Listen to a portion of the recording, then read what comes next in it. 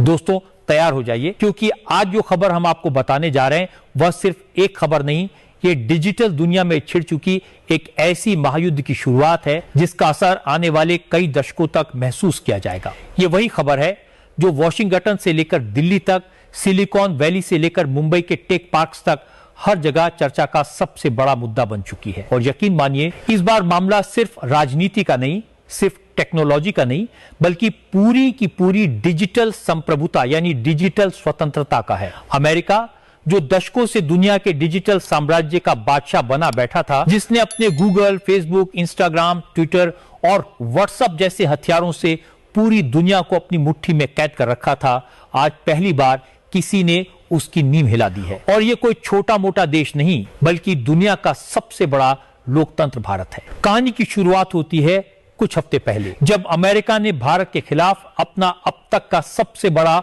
आर्थिक हथियार चला, 50% तक का टैरिफ। अमेरिका को लगा कि यह कदम भारत की अर्थव्यवस्था पर सीधा दबाव डालेगा, भारतीय कंपनियां घुटने टेक देंगी और भारत सरकार उनके आगे झुक जाएगी। लेकिन दोस्तों, ये 21वीं सदी का भारत है जो झुकने के लिए नहीं बल्कि पलटवार करने के लिए जाना जाता है। और इस बार पलटवार इतना जोरदार था कि व्हाइट हाउस में बैठे सलाहकार भी हैरान रह गए। भारत ने सबसे पहले उन सभी चीजों के इंपोर्ट और एक्सपोर्ट पर रोक लगा दी जिन पर अमेरिका भारत पर निर्भर था।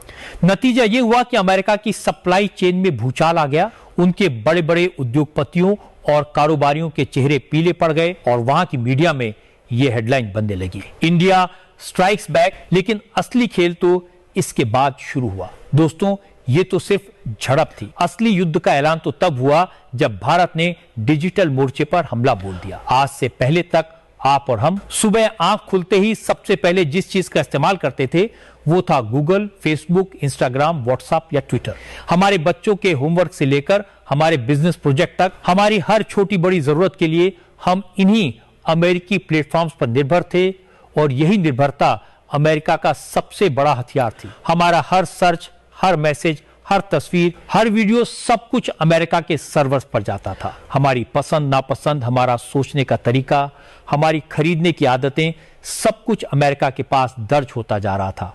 भारत की 99% आबादी इन अमेरिकी डिजिटल सेवाओं का इस्तेमाल कर रही थी और इसके बदले अमेरिका अरबों खरबों डॉलर कमा रहा था। लेकिन अब भारत ने ठान लिया है, अब और नहीं। और इसी संकल्प का नतीजा है कॉमेट। जी हां दोस्तों, भारत ने अपना खुद का स्वदेशी गूगल लॉन्च कर दिया है और इसका नाम है कॉमेट। यह सिर्फ एक सर्च इंजन नहीं बल्कि भारत का डिजिटल ब्रह्मास्त्र है।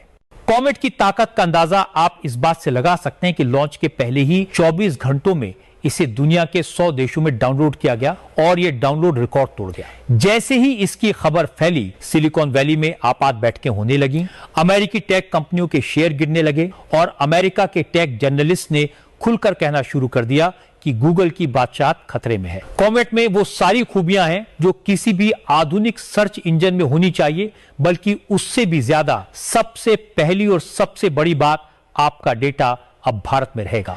न चोरी, न जासूसी, न सेंसरशिप। जो कुछ आप कॉमेट पर सर्च करेंगे उसका रिकॉर्ड सिर्फ भारत के सर्वर पर होगा और उस तक पहुंच सिर्फ अधिकृत भारतीय अधिकारियों को ही होगी। दूसरी बड़ी खासियत, ये 23 से ज्यादा भारतीय भाषाओं में उपलब्ध है। अब इंटरनेट सिर्फ अंग्रेजी जानने वालों का अधिकार नहीं, बल्कि हर भारतीय अपनी भाषा में इसे इस्तेमाल कर सकेगा। तीसरी और सबसे खतरनाक ताकत, कॉमेट पूरी तरह एआई यानी आर्टिफिशियल इंटेलिजेंस से लैस है। यह आपकी पसंद नापसंद को सीखेगा, आपके लिए खुद से कंटेंट ढूंढेगा और आपको ऑडियो वीडियो के जरिए उसी भाषा में जवाब देगा जिसमें आप चाहेंगे।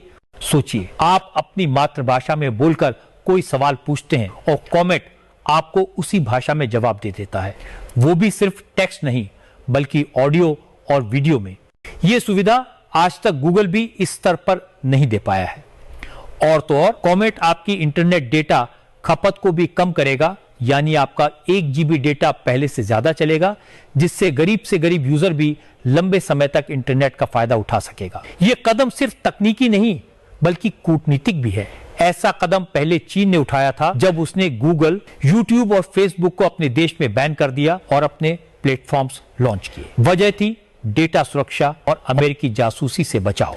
अब भारत ने भी उसी राह पर कदम रखा है, लेकिन अपने तरीके से। भारत सिर्फ अपने देश में ही नहीं बल्कि वैश्विक बाजार में भी कॉमेट को पेश कर रहा है। शुरुआती चरण में इसे 32 देशों में लॉन्च किया जाएगा, जिनमें ऑस्ट्रेलिया, इंडोनेशिया, अरब देशों के साथ कई अफ्रीकी देश शामिल हैं। अमेरिका पर इसका आर्थिक असर भी बहुत बड़ा होगा। गूगल, इंस्टाग्राम, व्हाट्सएप और ट्विटर के सबसे ज्यादा यूजर भारत में। अगर भारत एक दिन के लिए भी इन सेवाओं को बंद कर दे तो अमेरिका को अरबों डॉलर का नुकसान होगा, और अगर कॉमेट ने इनकी जगह ले ली तो यह नुकसान रोज का हो जाएगा। लेकिन दोस्तों, कॉमेट सिर्फ शुरुआत है। भारत जल्द ही ट्विटर, इंस्टाग्राम और व्हाट्सएप जैसे ऐप्स के भी भारतीय वर्जन लॉन्च करने की तैयारी में है। यानी आने वाले वक्त में हमारा हर मैसेज, हर फोटो, हर वीडियो भारत के सर्वर पर रहेगा और भारत के कंट्रोल में रहेगा। और यही वजह है कि अमेरिका की नींद उड़ चुकी है। खबर है कि अमेरिकी राष्ट्रपति डोनाल्ड ट्रंप ने पीएम नरेंद्र मोदी को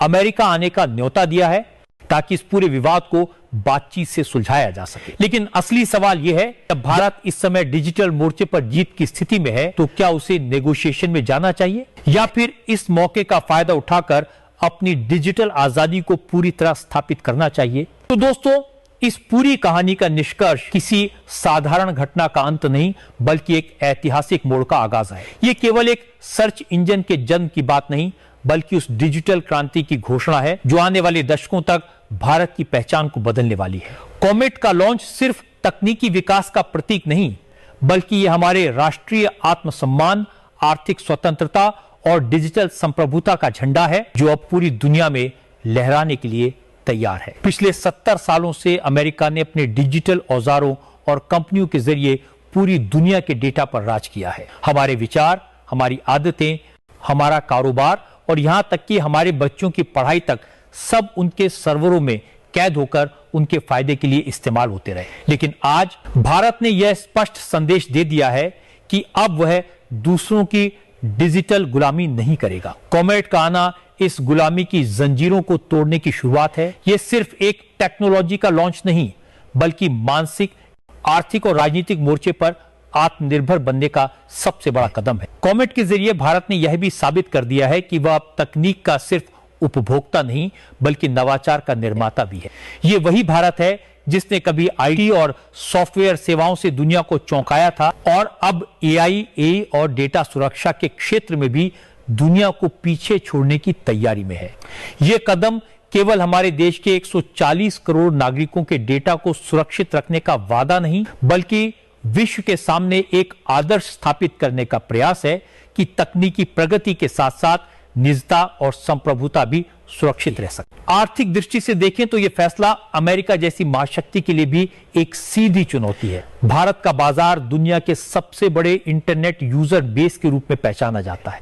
अगर यह बाजार अमेरिकी प्लेटफॉर्म से हटकर भारतीय प्लेटफॉर्म पर आ जाता है तो न सिर्फ अरबों डॉलर की धनराशि यही देश में घूमेगी बल्कि लाखों युवाओं के लिए नए रोजगार और स्टार्टअप के अवसर भी पैदा होंगे। यह डिजिटल आत्मनिर्भरता हमारे व्यापार संतुलन को मजबूत करेगी और विदेशी निर्भरता को कम करेगी। कूटनीतिक दृष्टि से भी यह एक मास्टर स्ट्रोक है। अमेरिका जैसे देश जो अब तक डेटा और तकनीक के जरिए दबाव बनाते थे, अब भारत के साथ बराबरी से बातचीत करने पर मजबूर होंगे। आने वाले समय में कॉमेट सिर्फ भारत में ही नहीं बल्कि दर्जनों देशों में अपना पैर पसारेगा, जिससे भारत वैश्विक डिजिटल मानचित्र पर एक नई शक्ति के रूप में उभरेगा। और सबसे महत्वपूर्ण बात, यह कदम एक पीढ़ीगत बदलाव का प्रतीक।